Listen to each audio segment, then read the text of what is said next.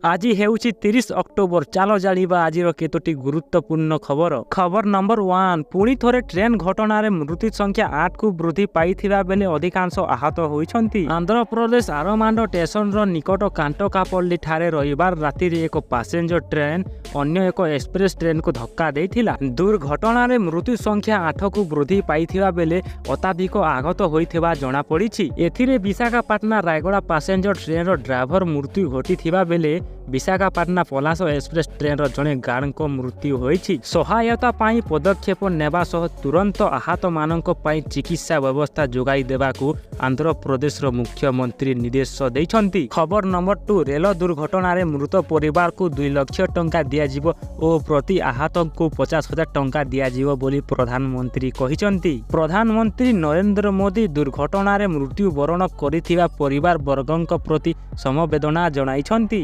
ଆହତମାନଙ୍କ ପାଇଁ ଆରୋଗ୍ୟ କାମନା ଜଣାଇଛନ୍ତି ନରେନ୍ଦ୍ର ମୋଦି।